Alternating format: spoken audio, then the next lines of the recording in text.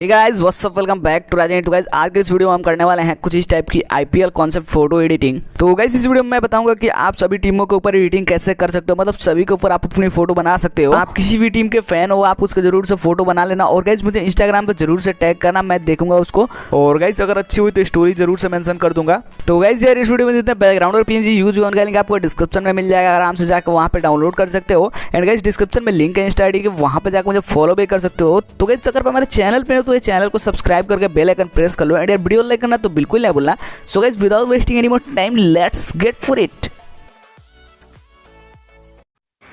Subscribe and Basha channel and press the bell icon to never miss the update.